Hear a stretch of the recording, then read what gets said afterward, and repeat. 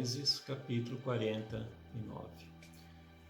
Depois então que Israel abençoou seus netos, os filhos de José, então Jacó ele reuniu seus filhos e os abençoou, profetizando sobre o futuro deles. As bênçãos prometidas foram uma espécie de colheita do seu estilo de vida até ali. Versículos 1 e 2.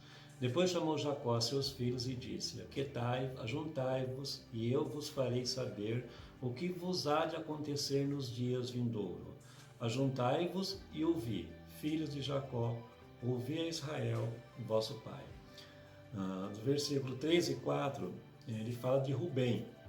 Como filho mais velho, Rubem tinha o direito à porção dobrada da herança, mas Jacó lhe negou por causa do seu comportamento desobediente lá na juventude, que chegou ao ponto máximo quando ele teve relações com Bila, a concubina de Jacó.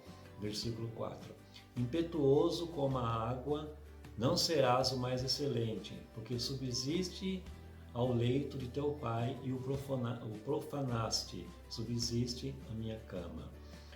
Do versículo 5 ao 7 vai falar sobre Simeão, versículo 7.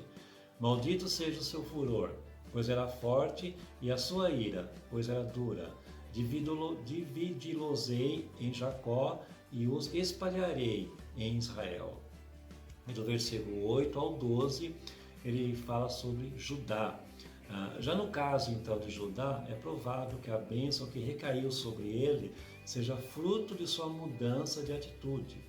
Ele claramente mudou isso, isso ficou evidente quando, sem saber que falava com o próprio José, contou a história de como venderam e enganaram seu pai e a sua disposição em trocar sua vida pela vida de Benjamim.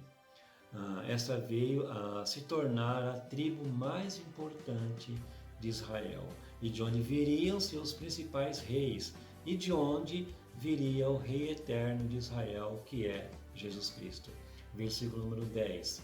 O cetro não se arredará de Judá, nem o bastão de entre seus pés, até que venha Siló, e a ele obedecerão os povos. No versículo 13 ele fala sobre Zebulon. Versículo 13.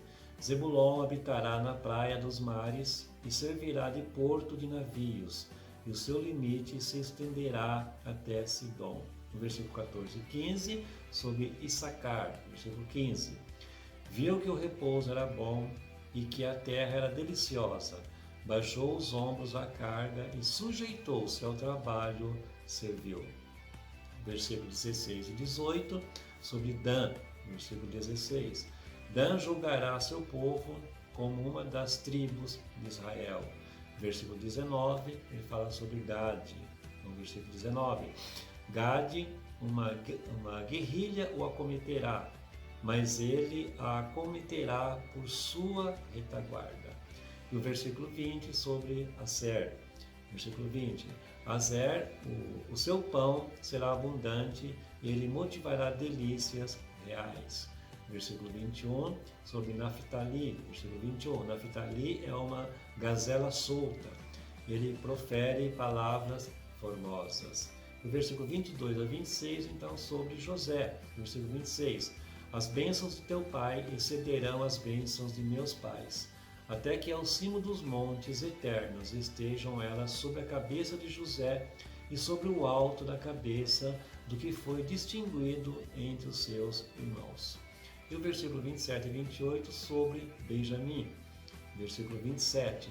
Benjamim é lobo que despedaça, pela manhã devora a presa e à tarde reparte os despojos. Bom, são estas então as 12 tribos de Israel.